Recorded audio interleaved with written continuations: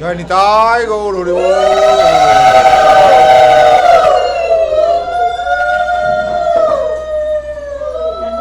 কৃষ্ণ কৃষ্ণ কৃষ্ণ হরে হরে হরে রাম রাম রাম হরে হরে। শ্রী গুরু প্রেমানন্দ সুতনাথ নিতাই গৌর হরি বল। শ্রী গুরু প্রেমানন্দ সুতনাথ নিতাই গৌর হরি বল।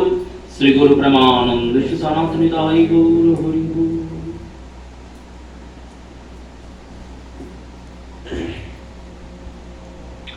নারায়ণং নমস্কৃত্য নরং চৈব নরোত্তমং দেবীং সরস্বতীং ব্যাসং ততো জয়মুদীরয়ে। ভক্ত গোষ্ঠী সঙ্গে চৈতন্য জয় জয়, শুনিলে চৈতন্য কথা ভক্তি লভ্য হয়।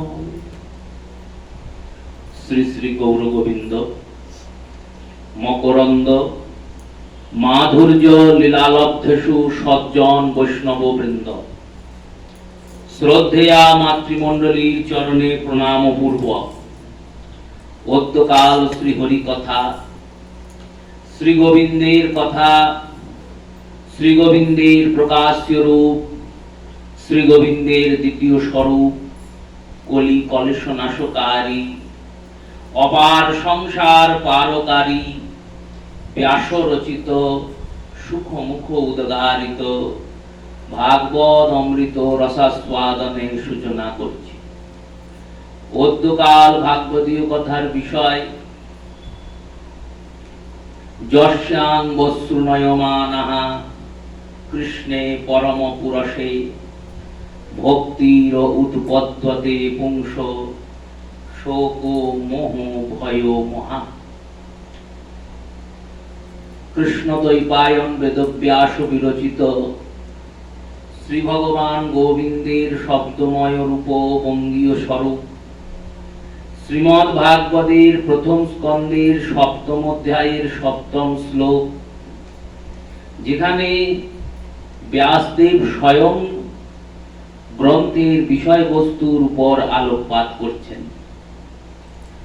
প্রত্যেক গ্রন্থের পূর্বে যেমন মুখবন্ধ নিবন্ধের রচনা হয়, তেমনি ভাগবতের প্রবেশের পূর্বে কৃষ্ণদ্বৈপায়ন বেদব্যাস বলছেন, দেখো এই যে হরি কথা আমরা শুনব, ভগবানের কথা শ্রবণ করব, শুনে হবেটা কি,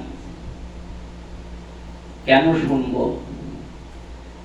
তদুত্তরে বললেন যস্যাং বস্ত্রুনয়মানাঃ, যাকে শুনলে পরে বা যাহা শুনলে পরে, দুটোই হবে, ব্যাকরণের দিক দিয়ে দুটোই ঠিক। যাকে শুনলে পরে বা যা শুনলে পরে, তো কাকে শুনলে বা কি শুনলে?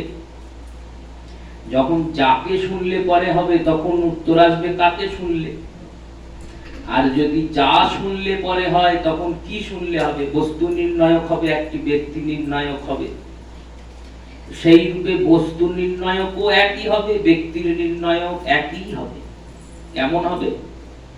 যস্যাঙ্গ শ্রুণয়মানাঃ, যাকে শুনলে পরে, তো কাকে না? কৃষ্ণং পরম পুরষে, ভগবান পরম পুরুষ সচ্চিদানন্দ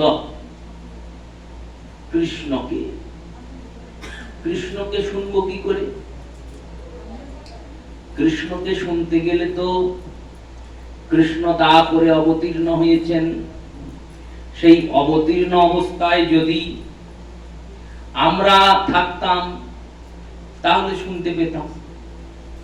যেহেতু আমরা ছিলাম না, বা ছিলাম কিন্তু কিভাবে ছিলাম তাও তো জানি না। ছিলাম না তা বলা যাবে না, ছিলাম কিভাবে ছিলাম জানি না। কীট পতঙ্গ বৃক্ষ লতা গুল্ম কত কি তো হয়েছে। হতে হতে তবে তো এই দেহটা পেয়েছি। যাই হোক, কৃষ্ণং পরম পুরুষে, কৃষ্ণকে তো শুনতে পারবো না। কৃষ্ণকে যদি শুনতে না পাই তাহলে ব্যাস বাক্য মিথ্যা হয়ে যাবে।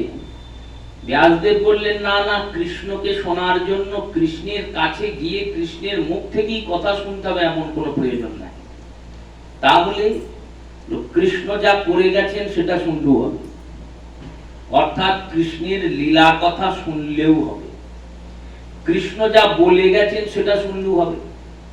কৃষ্ণের বলা কথা হচ্ছে গীতা, আর কৃষ্ণের লীলা কথা হচ্ছে ভাগবত। অতএব এই ভাগবত আর এই গীতা, এই দুইকে শ্রবণ করা মানেই কৃষ্ণকে শ্রবণ করা।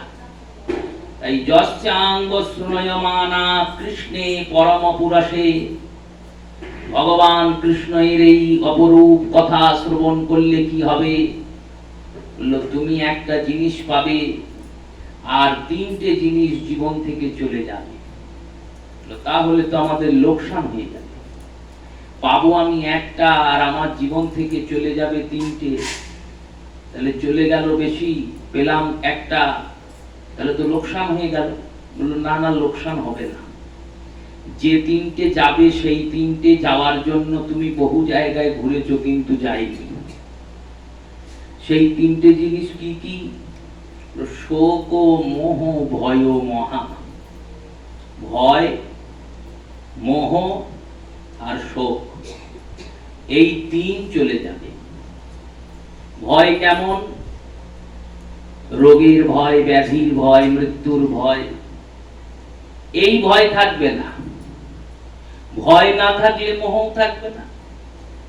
যে জানে আমাকে মরতেই হবে, মনে প্রাণে বিশ্বাস করে, জানে না কেউ তো নেই জগতে, সবাই আছে জানে, জন্মিয়েছে মরতে হবে, জন্মালে মৃত্যু তো অনিবার্য সত্য, কিন্তু মৃত্যুকে কেউ মানতে পারে না।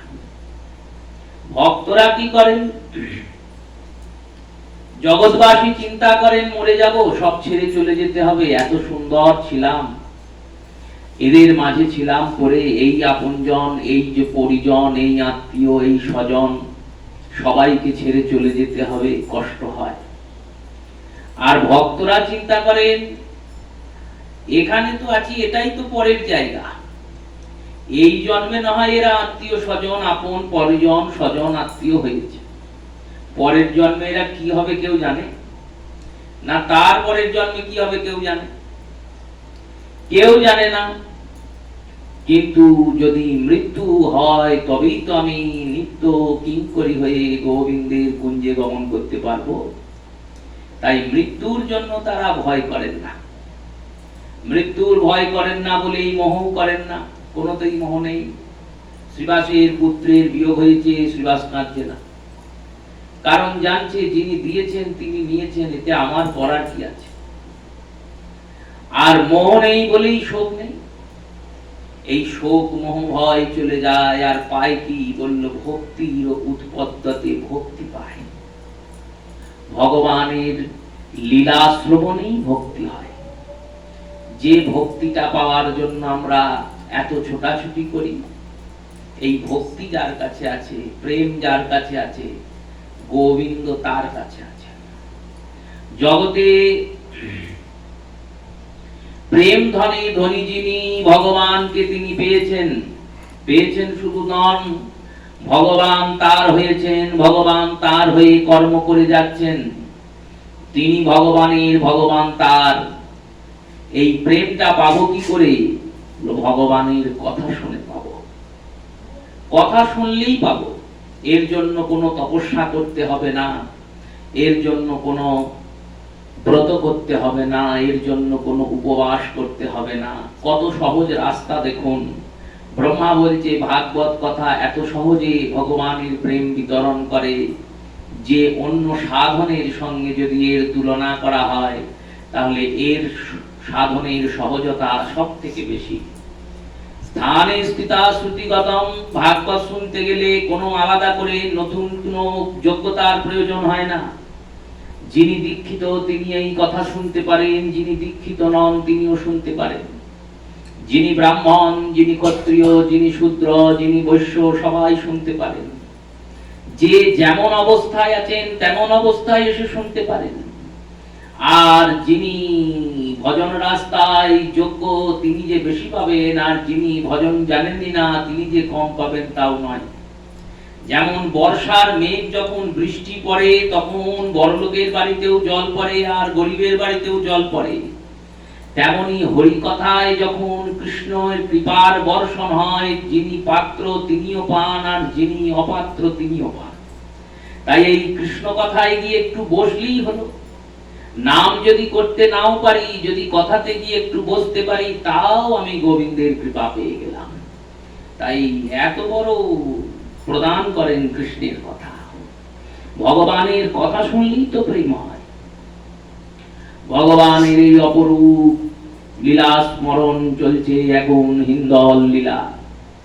হিন্দলের পরিপূর্ণতার কাছাকাছি এসে আমরা উপস্থিত হয়ে গেছি। 15 দিনের এটা যাত্রা, এই ঝুলন যাত্রা 15 দিনের, একদিনের তো নয়।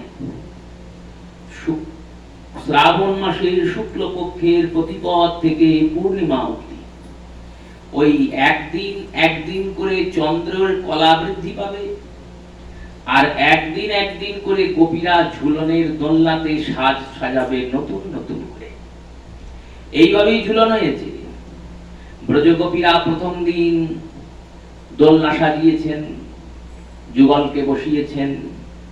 বসানোর পর চিন্তা করছেন আজকে সাজালাম ঠিকই, কালকে আরেকটু অন্যরকম করে সাজাবো।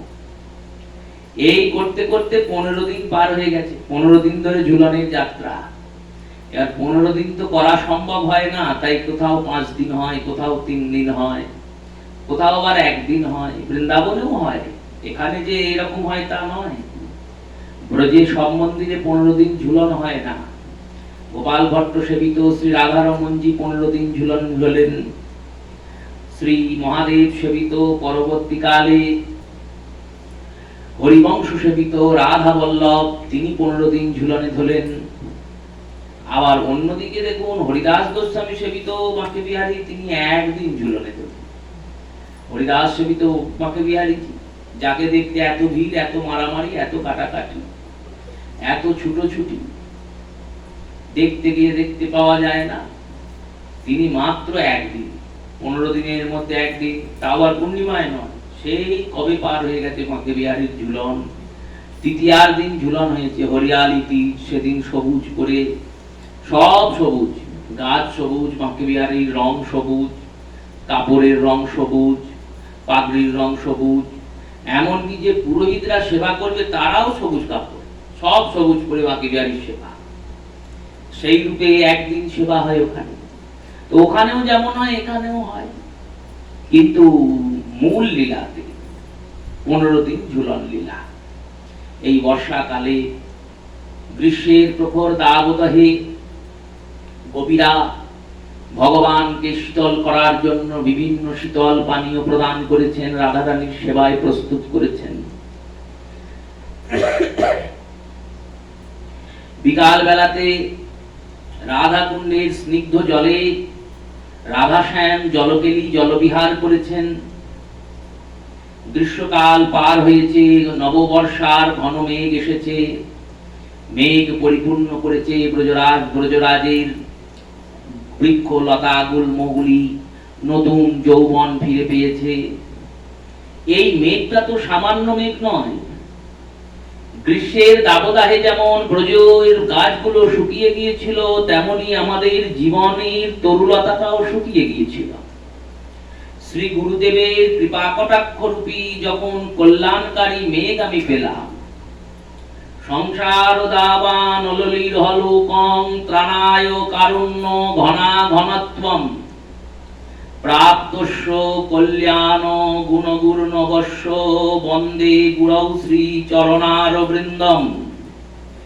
গুরুদেব অষ্টকমের প্রথম শ্লোকে বিশ্বনাথ চক্রবর্তী বলছেন, দেখো সংসারের দাবানলে দিনরাত ফুটতে ফুটতে আমরা ছারখার হয়ে গিয়েছিলাম, তখন করুণাকারী শ্রী গুরুদেব এসে কল্যাণরূপী কৃপারূপী মেঘ দ্বারা, হরি কথারূপী বর্ষা দ্বারা আমাদেরকে সিঞ্চন করে শান্তি, তৃপ্তি, ভক্তি আর প্রেম প্রদান করলেন। প্রথমেই শান্তি দিলেন, তারপর তৃপ্তি পেলাম, তারপর ভক্তি আর শেষকালে প্রেম পেলাম। এই বর্ষায় যেমন গাছগুলো সজীব হয়েছে, তেমনি ভক্ত হৃদয়স্থ প্রেম লতা, ভক্তি লতা সেটাও সজীব হয়ে গেছে, তাতে প্রেম পুষ্প ধরেছে। সেই প্রেম পুষ্পের সৌরভ চারিদিকে বিকশিত হয়েছে, চারিদিকে উঠছে। আর যেখানে প্রেম থাকে সেখানেই তো প্রেমচোর গোবিন্দ গিয়ে উপস্থিত হন। আপনার বাড়িঘর তৈরি করলে লোককে নিমন্ত্রণ দেওয়া প্রয়োজন হয়, তবে লোকে আপনার বাড়ি যাবে। কিন্তু আপনার বাড়িতে ধনের আধিক্য হলে চোরকে নিমন্ত্রণ না দিলেও চোর আসবে, অর্থ থাকলেই চোর আসবে। তেমনি আপনার হৃদয়টা যেই প্রেম ধনে ভরে যাবে, অমনি কৃষ্ণ চলে আসবে। কারণ চোরের যা স্বভাব, চোর করবে। এই অগ্রগণ্যকারী চোর, ইনি যেখানে প্রেম উপস্থিত হয় সেখানে গিয়ে ইনি উপস্থিত হন। এসব সাধকের এটা উপলব্ধি। মীরাবাইও বলেছেন না, মীরা প্রেম সেনা মিলে নন্দলালা। প্রেম ছাড়া নন্দলালাকে পাওয়া যাবে না। কবিরা প্রেমের সেবা জানেন, তারা সুন্দর হিন্দল নির্মাণ করছেন, দোলনা সাজাচ্ছেন। এই রকমই চলছে লীলা। এবার লীলা তো, ঝুলনের লীলাটা হচ্ছে বিকাল বেলা, এই সময়ের লীলা। এই সময় ওই জন্য ঝুলন বের হয়। সন্ধ্যা আরতি করা হয় ভক্তদের দর্শনের জন্য, কিন্তু সন্ধ্যা আরতি ঝুলনের লীলার মধ্যে নয়। কারণ সন্ধ্যা আরতি গোষ্ঠে ফিরে ওই বিকাল থেকে সন্ধ্যা আরতির আগের মধ্যেই ঝুলন হয়ে যায়। এবার ওইটুকু সময়ে যদি ঝুলন করা হয় তাহলে ভক্তরা দর্শন পাবে না। ভক্তদের দর্শন দেওয়ার জন্য প্রভু নিজের ক্রমকে পাল্টিয়ে একবারে রাত 10টা অবধি বসে থাকে। সেটা প্রভু কৃপা করেন, করতেই হবে।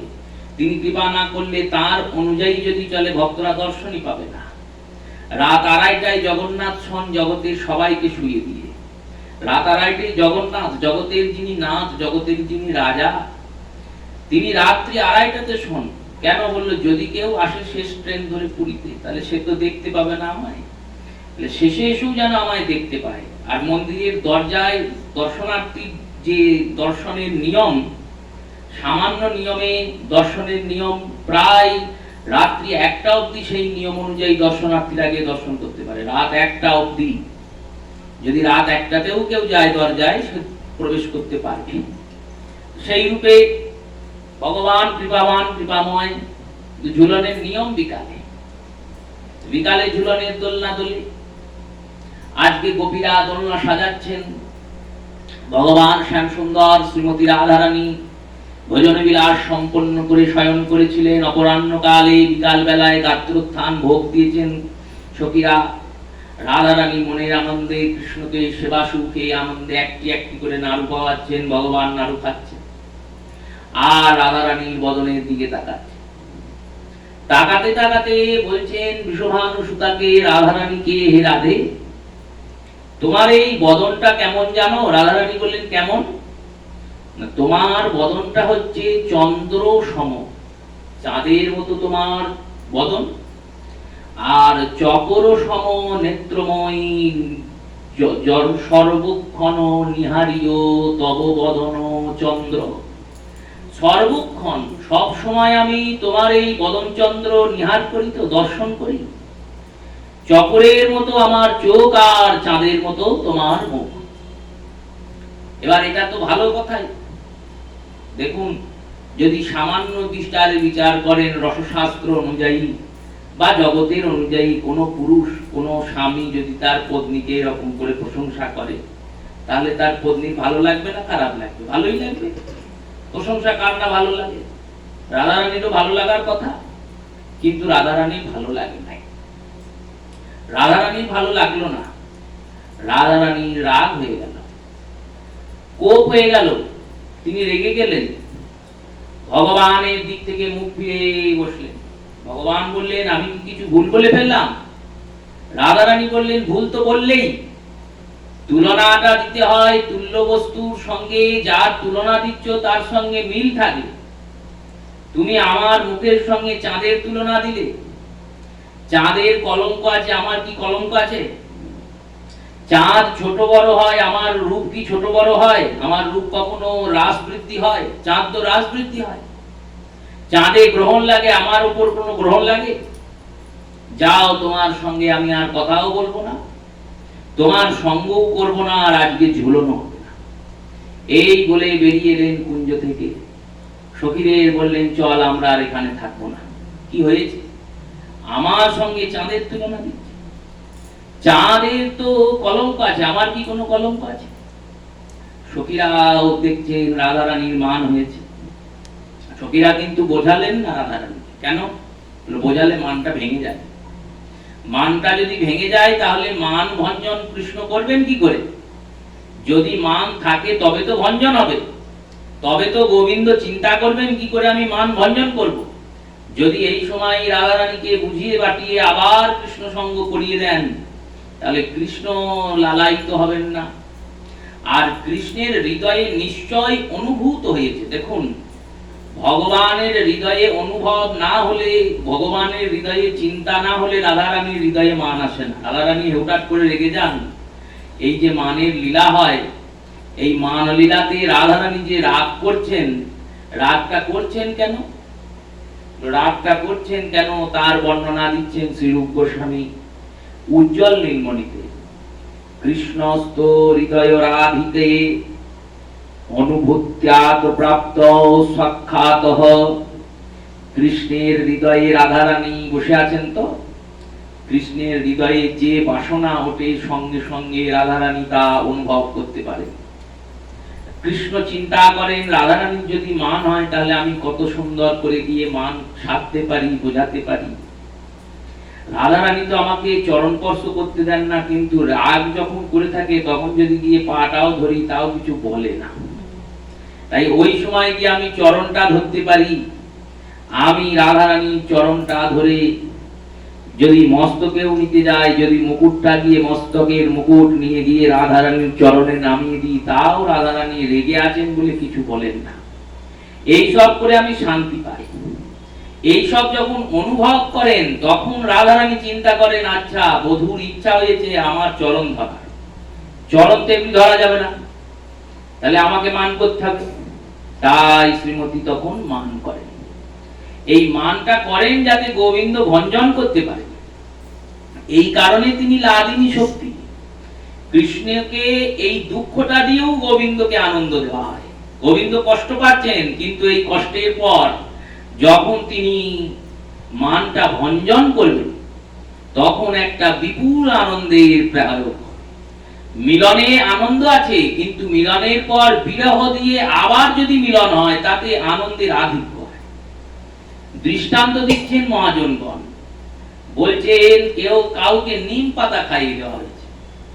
এবার নিম পাতা যখন খেয়েছে মুখটা খুব তেতো লেগেছে।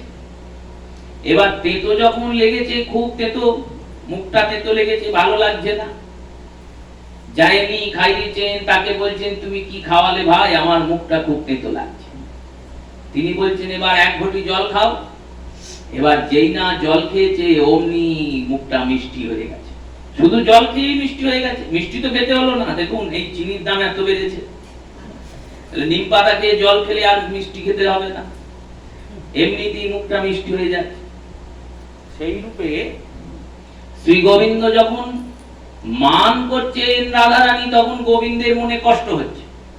কিন্তু ওই মানটা ভঞ্জনের পর যখন শ্রীমতী আবার হাসছেন, ওই হাসা মাত্রই গোবিন্দের মনে আনন্দের সমুদ্রের জোয়ার আসছে। এই জোয়ারটা আসছে বলে ওই মানরূপী ভাটাটার প্রয়োজন। যেমন জোয়ারের পর ভাটা আসে, আবার জোয়ার আসে, আবার ভাটা আসে, তেমনি মান আসবে, ভঞ্জন আসবে, আবার মান আসবে, আবার ভঞ্জন আসবে। এটাই চলবে লীলার, এইভাবেই ক্রম প্রকাশ চলে। যেমন ঘিয়ের জাল দেওয়ার সময় কখনো আঁচটাকে বাড়িয়ে দিতে হয়, আবার কখনো আঁচটা কমিয়ে দিতে হয়, তেমনি এই প্রেমের রীতিতে কখনো এই রাগ অনুরাগের মার্গে কখনো বিরহের তাপটা বাড়বে, কখনো বিরহের তাপটা কমবে। এই বিরহ হবে কি করে? বিরহ হতে গেলে তো ছাড়তে হবে, ছাড়তে গেলে মান করতে হবে। সেই কারণে রাধারানীর খুব মান হয়েছে। সখীরাও দেখছেন মান করেছে যখন, তখন মানে সাই দিতে হবে, নাহলে কিন্তু মান ভঞ্জন হয়ে যাবে। সখীরা কিচ্ছু বলেননি। সখীরা সবাই চলে গিয়েছেন। রাধারানী কুঞ্জ ছেড়ে বেরিয়ে গিয়েছেন। এবার সমস্যা হচ্ছে, জামাই ধরুন গিয়েছে শ্বশুর বাড়ি, আর শ্বশুর বাড়ি গিয়ে বউয়ের সঙ্গে ঝগড়া করেছে। এইবার জামাইকে খেতে কে দেবে? কারণ বাড়িটা তো বউয়ের, সেই বাড়ির তো সবাই বউয়ের লোক। সেই রকমই গোবিন্দ মান করেছেন, রাধারানী মান করে বেরিয়ে গিয়েছেন। যত কুঞ্জের সখী সব রাধারানীর সখী, যত মঞ্জুরি সব রাধারানীর মঞ্জুরি। কুঞ্জটাই তো খালি হয়ে গেছে, কুঞ্জের সবাই চলে গেছে রাধারানীর সঙ্গে। গোবিন্দ দেখছেন আমাকে জল দেওয়ারও কেউ নেই, কি করব? কোথায় গেল সে তো জানিই না। এবার জল দেবো, যে জল চাইবো একটু জল দাও, সেটা বলার কেউ নেই। কেউ কৃষ্ণের সেবা করছেন না। আচ্ছা, এরকম কেন করেন?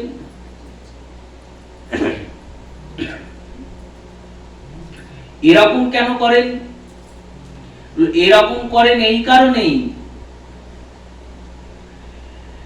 তারা চিন্তন করেন কৃষ্ণের সেবা করলে কৃষ্ণ সুখী হতেও পারেন, না হতেও পারেন। কৃষ্ণের সেবা করলাম, কৃষ্ণের যদি সুখ হয় হবে, নাও তো হতে পারে। কিন্তু শ্রীমতীর সেবা করলে, রাধারানীকে যখন আমরা সুখী করব, তখন রাধারানী সুখী হবেন। রাধারানী সুখী হলেই কৃষ্ণ সুখী হবে। তাই কৃষ্ণ সুখী হবেন। এই রূপে সেই সখীরা সবাই চলে গিয়েছে। গোবিন্দ বেরিয়ে এসেছেন, খুঁজে বেড়াচ্ছেন কোথায় গেল, কোথায় গেল। খুঁজবেন যে, খুঁজতে গেলে তো লোক চাই। যেখানে লীলা হচ্ছে সেখানে তো লোকজন কেউ নেই। গাছের ডালকে পাতাকে জিজ্ঞেস করছেন, তারা কি উত্তর দিতে পারবেন? পারবেন না। পদন্বেষণ করছেন। বর্ষাকাল, পায়ের ছাপ তো থাকবে। ছাপ খুঁজতে খুঁজতে দেখেছেন, হ্যাঁ ছাপ আছে। ছাপটা গিয়েছে কোথায়? না বর্ষানার দিকে গিয়েছে। ভাবলেন বাড়ি চলে গেলেন নাকি, তাহলে তার ঝুলনি হবে না আজকে, তাহলে কি হবে? মান ভঞ্জন হবে কি করে? আরেকটু এগিয়ে গিয়ে দেখছেন, না বর্ষানার রাস্তায় যাননি, তার পাশে একটি পাহাড় আছে, পাহাড় এই রাস্তার দিকে উঠে গেছে। পাহাড়টি এখনো আছে, পাহাড়টির নাম ময়ূরকুঠি। সেই পাহাড়ে উঠে গেছেন, ওখানে গিয়ে বসে আছেন। সখীদেরকে বলছেন, জানিস আমি প্রাণবধূকে কত না সুন্দর সুন্দর তুলনা দিই, কত না কত কি বলি, আর সে আমাকে চাঁদের সঙ্গে তুলনা দিল। যে চাঁদ কলঙ্কযুক্ত, তার সঙ্গে তুলনা দিল। ললিতা বলছেন, তুই ঠিকই করেছিস, ওর সঙ্গ না করাই ভালো। ওর সঙ্গ করে আমরা কোনো সুখ পাই, সঙ্গ করে সুখ নাই। তুই মান করি বসে থাক, রাগ কমাবি না, এখানেই বসে থাকবি, আমরা আছি তোর সঙ্গে। এইসব পরিকল্পনা চলছে। ভগবান শ্যাম সুন্দর দেখছেন, মান তো বিশাল মান হয়ে গেছে, কি করে কি কমানো যায়। এমতো সময়ে ওই ময়ূরকুঠির নিচে গোবিন্দ বসে আছেন। যদি নামেন, যদি নামেন। বৃন্দা দুতি যাচ্ছেন ময়ূরকুঠিতে। দুতিকে বলছেন, দুতি শ্রীমতী গিয়ে মান করেছেন, উপরে বসে আছেন। দেখুন এই লীলা, এই ব্রজের ভাব, ব্রজের রস, এই রস অন্য কোথাও নাই। কেন? কৃষ্ণ পরিক্রান্ত পরিপূর্ণ বশীভূতা রস। এটা কৃষ্ণকে পরিপূর্ণ বশ করে রেখে দেয়। নাহলে যিনি জগদীশ্বর, যার নেত্রের কটাক্ষে লয় প্রলয় হয়ে যায়, যার জন্য জগতের সমস্ত জীব লালায়িত, তিনি কি ওই নিচে বসে থাকবেন? তিনি ভাববেন কখন উনি নামবেন? তার কি দরকার আছে অত চিন্তা করা? কিন্তু কৃষ্ণ তো এখানে বশীভূত। কৃষ্ণ জানেন যে শ্রীমতী ভিন্ন, গোবিন্দের কোনো কিছুই করার নেই। রাধারানী কৃষ্ণের আনন্দিনী, কৃষ্ণকে আনন্দ দান করেন। বৃন্দাবতীকে সব বলেছেন। বৃন্দা বলছেন, দেখো যদি তোমাকে মান ভঞ্জন করতে হয়, তাহলে তোমাকে ওনার কাছে যেতে হবে। গোবিন্দ বলছেন, যাব। আর না হলে এক কাজ করতে পারো, যদি কিছু করে ওনাকে নিয়ে আসতে পারো। ভগবান বললেন, ওনাকে আমি কি করে আনবো? সেটা তুমি চিন্তা করো, কি করে আনবে। কৃষ্ণচন্দ্র বলছেন, তাহলে এক কাজ করো, তুমি গিয়ে বলো নিচেতে দেখবি চল কত ময়ূরের দল এসেছে, ময়ূরের দল এসেছে দেখবি চল। বর্ষাকাল, মেঘ ডাকছে ঘন ঘন করে, গড়গড় করে, ময়ূর আর ময়ূরীরা সবাই এসেছে, ময়ূররা সব পেখম তুলে তুলে নাচছে, দেখবি তো চল। তুমি এইটুকু করো তো, তারপর আমি দেখছি কি করা যায়। রাধারানী বললেন, বৃন্দাবতী বললেন, বেশ তাই হবে। এবার বৃন্দাবতী গিয়েছেন, আর ওদিকে গোবিন্দ তার মুরলী নিয়ে বাঁশি বাজিয়েছেন। মুরলীর ধ্বনি শুনে যত ব্রজের ময়ূর ছিল, যত ব্রজের ময়ূর ছিল তারা তো এসেছেই, যারা ব্রজে ছিলেন না তারাও ময়ূর রূপ ধরে আজ চলে এসেছেন গোবিন্দের লীলাতে সহযোগ করবেন বলে। ময়ূর ময়ূরী হয়ে বিচরণ করছেন সেই ভূমিতে। মেঘ এসেছে, মেঘ থেকে বাড়ি বিন্দু বৃষ্টি পড়েছে ঝরঝর করে পুষ্প বর্ষণের মতো। যেই মেঘের গর্জন হয়েছে অমনি ময়ূরের পেখম খুলে গেছে। এটা নিয়ম, ময়ূর মেঘ দেখলেই এসে দাঁড়ায়, আর যেই গর্জন হয় অমনি ময়ূরের পেখম তুলে ময়ূর নাচতে লাগে। সেই নাচটা একটা অপরূপ নৃত্য। যারা শুনছেন তারা একটা অনুভূতি পাবেন বা একটা আইডিয়া পাবেন, কিন্তু পরিপূর্ণ পাবেন না। যদি কোনোদিন চোখে দেখে থাকেন তবে বুঝতে পারবেন সেই নাচটার একটা আলাদা মাধুর্য আছে। কত সুন্দর, গোটা পাখাটা খুলে, আর প্রত্যেকটা পাখায় সুন্দর চাঁদ, মনে হয় হাজার চোখ নিয়ে ময়ূরের দাঁড়িয়ে আছে। আর সেই পাখাটা খুলে ময়ূরটা একবার করে আস্তে আস্তে এগোয়, মাথাটাকে নামায়, আবার ওইভাবেই লাফাতে লাফাতে পিছিয়ে চলে যায়। এইরকম করে ময়ূর নাচ। এবার একটা ময়ূরের নাচ এত সুন্দর, একসঙ্গে যদি হাজার হাজার ময়ূর নাচে তাহলে কত সুন্দর লাগবে। এবার ওই হাজার হাজার ময়ূর নাচছে। বৃন্দাবতী গিয়ে রাধারানীকে বলছে, কি রে ওপরে বসে আছিস, আমাদের মোহন শ্যাম সুন্দর কেশব তিনি কয়? তার সঙ্গে আমরা আড়ি করেছি, মান করে চলে এসেছি, ওর মুখ আর দেখবো না। কেন না, আমার সঙ্গে চাঁদের তুলনা দিয়েছে, সে ভালো করেছিস, তো ওর মুখ দেখতে হবে না, চল একটা ভালো জিনিস দেখি আমি। ললিতা বলছে, ওর থেকেও ভালো জিনিস জগতে আছে, দেখুন তাহলে। এতক্ষণ তো ওরই নিন্দে করছিল, আবার বলছে ওর থেকেও ভালো জিনিস জগতে আছে। তার মানে কি? তার মানে ওর থেকে ভালো জিনিস জগতে নাই, সেটা জানেন মনে প্রাণে। ভক্তের আনন্দ কেমন বললো, ভগবানকে আনন্দ দেওয়াটাই ভক্তের আনন্দ। ভক্ত সব সময় চিন্তা করে কি করে আমি গোবিন্দকে সুখী করব, আর কোনো চিন্তাই নেই। সেই রূপে ভক্তের আনন্দ, ভক্তের বিনোদন। শ্রীনাথজির সেবা চলছে, গুরুদেব সেবা করছেন, আর শ্রীনাথজির আটজন সখা, তার মধ্যে একজন, তার নাম কুম্ভন দাস। কুম্ভন দাস বসে আছেন বাইরে একতারা নিয়ে। এই সেবা হবে, শৃঙ্গার সম্পন্ন হবে, গুরুদেব শৃঙ্গার করবেন, শৃঙ্গার করে বাল্যভোগ দিয়ে পর্দা সরাবেন। আমি শ্রীনাথজিকে একটা গান শোনাবো, দিয়ে তারপরে বাল্যভোগের প্রসাদ নিয়ে গিয়ে আমি বাড়িতে প্রসাদ পাবো, আবার রাজভোগের সময় আসবো। এবার সকালবেলার সময় শ্রীনাথজি সেবা করছেন, গুরুদেব কাপড় পোশাক পরিয়ে দিয়েছেন, স্নান আদি হয়ে গেছে, মুক্তোর মালা নিয়ে পড়াচ্ছেন, আর শ্রীনাথজি মুক্ত নিচ্ছেন একটা করে, আর টিক করে করে কুম্ভনকে ছুঁড়ছে। প্রথমে ছুঁড়েছে বুঝতে পারেন, আবার একটা মুক্ত ছুঁড়েছে। এবার মুক্তরও তো ওজন আছে, ছোট ঢিলের মতোই লাগছে, পটাশ করে এসে মাথায় লেগেছে। দেখছেন কে ছুড়ল, বুঝতে পারেন।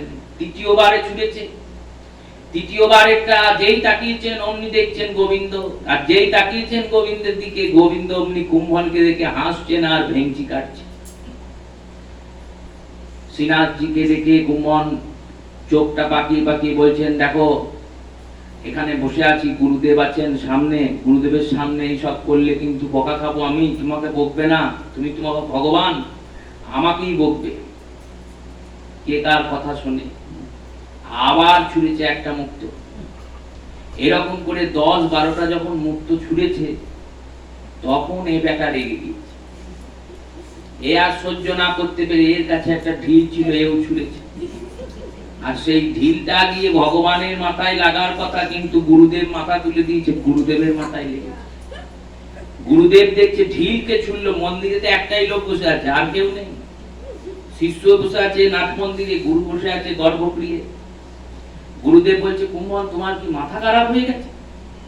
তুমি আমাকে ঢিল ছুঁড়বে, এটা তো হতে পারে না। ঠাকুরকে তুমি ঢিল ছুঁড়ছ, ভগবানকে তুমি মারছো, এরকম তোমার ভক্তি?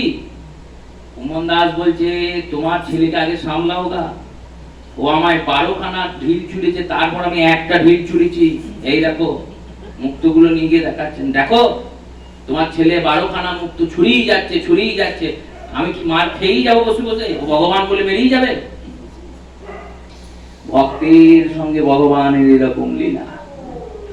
ভক্তকে ভগবান মেরেই যাচ্ছেন, ভক্ত মার খেয়েই যাচ্ছেন, কষ্ট দিয়েই যাচ্ছেন, ভক্ত কষ্ট নিয়েই যাচ্ছেন।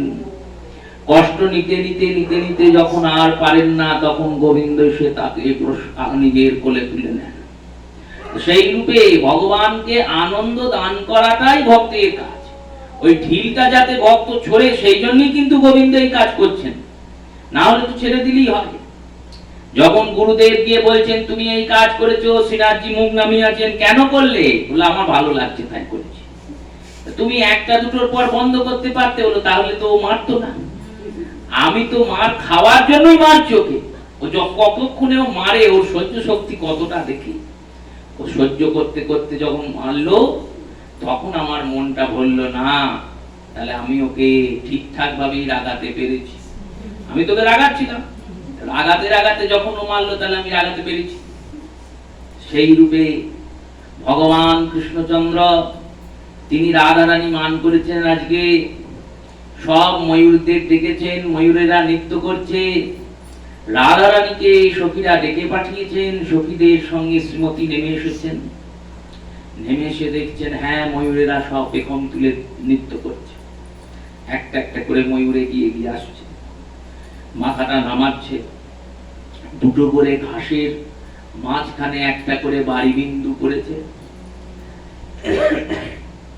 সেই জলবিন্দুটা পড়ার পর যখন ওই সূর্যের আলোটা এসে পড়ছে, তখন সূর্যের আলোটাতে বাড়ি বিন্দুটাতে এমনই বিকিরণ হচ্ছে, দেখে মনে হচ্ছে মাঠে কেউ হিরে ছড়িয়ে দিয়েছে। অনেক হিরে নিয়ে কেউ মাঠে ছড়িয়ে দিয়েছে। এইবার ওই বাড়ি বিন্দুর উপর যখন ময়ূর এসে চঞ্চু নিক্ষেপ করছে, যখন ঠোঁট দিয়ে ফোটাচ্ছে, তখন ঠোঁট দিয়ে ফোটানো মাত্রই বাড়ি বিন্দুগুলো ফুটে যাচ্ছে। জলের বিন্দু তো, ও তো আর হিরে নয়। ময়ূর ভাবছে হয়তো চকচক করছে, কি বটে দেখি, যেই ঠোঁট মারছে ফেটে যাচ্ছে।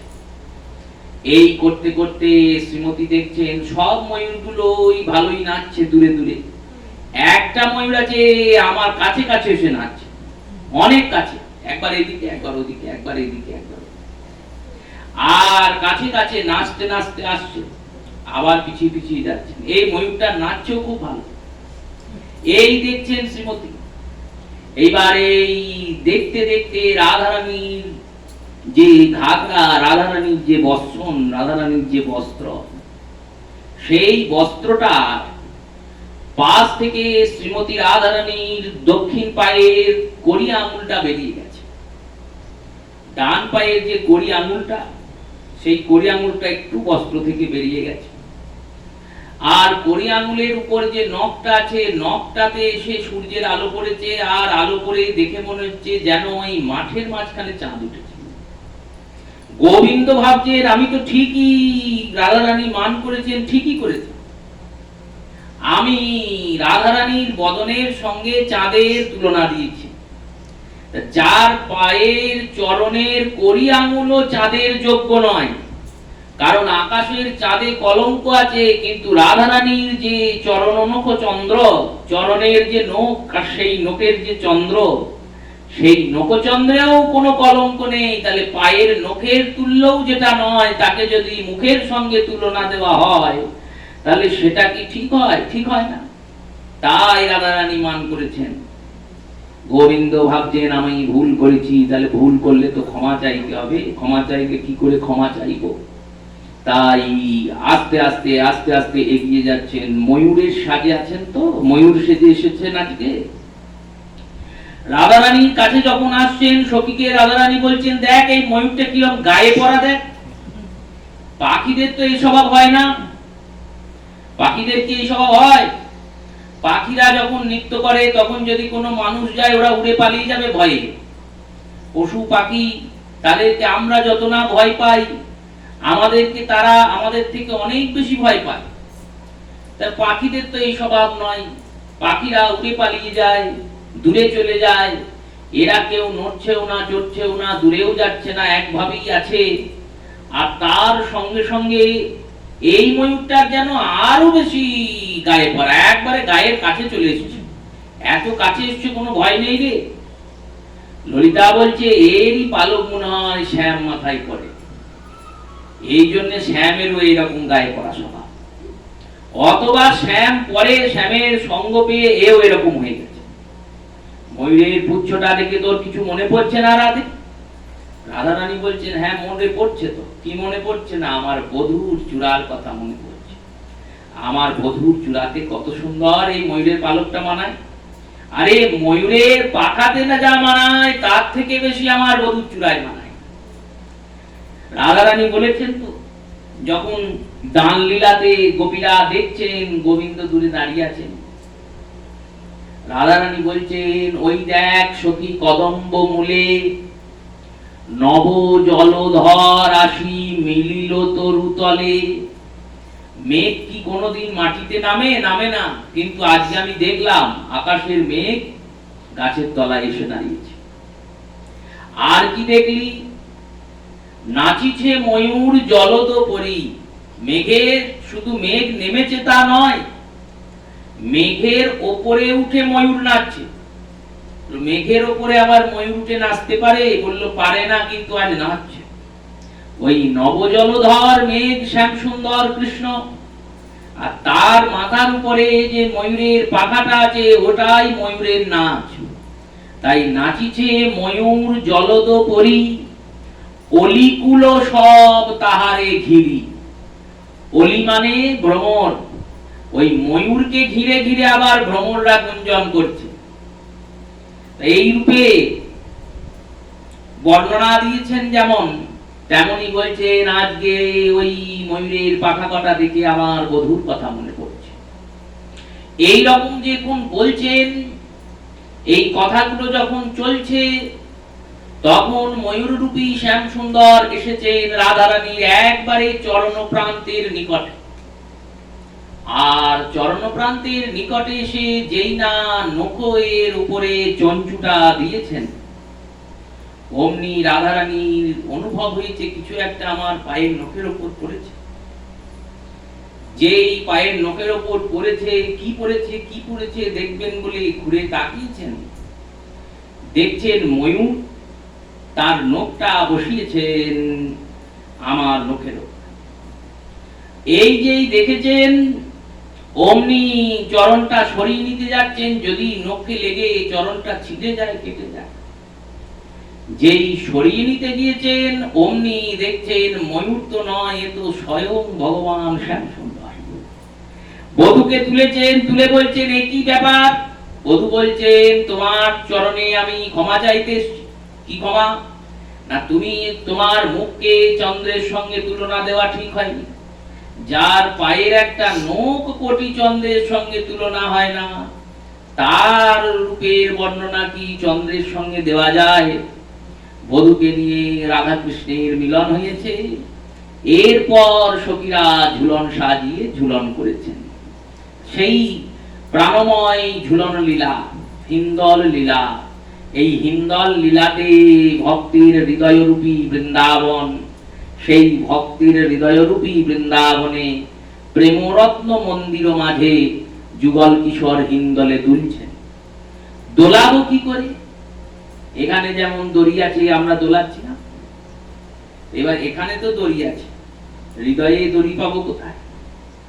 হৃদয়ে তো দোলানোর দড়ি থাকবে না। হৃদয় সিংহাসনে বসাবেন, দড়ি পাবেন কি করে? লোক হৃদয় সিংহাসনে দোলানোর জন্য মহাপ্রভু দড়ি নিয়ে এসেছেন। গোপীরা সিংহাসন যখন ঝুলিয়েছিল তখন কিন্তু ওই দড়ি লাগায়নি, তখন তো দোলনার দুই পাশে দাঁড়িয়ে দুলিয়েছে ললিতা বিশাখা আদি যত সখী বৃন্দ,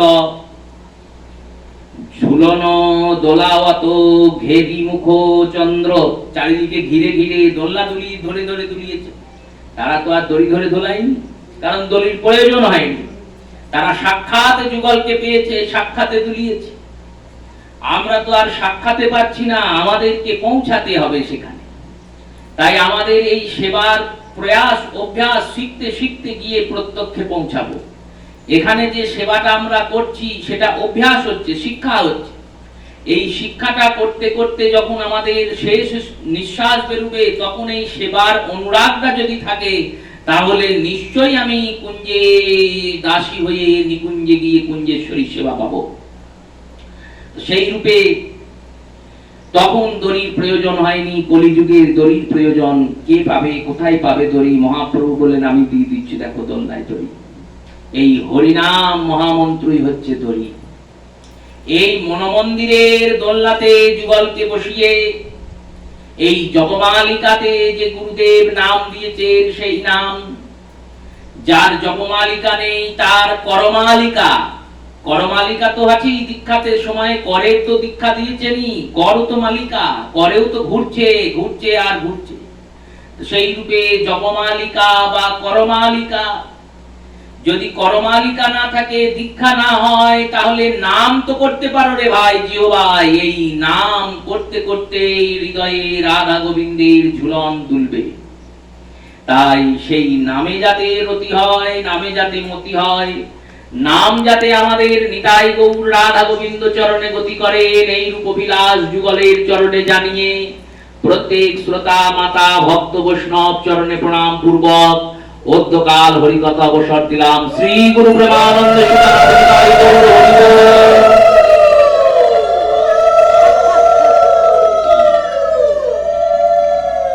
জয় জয় রাম।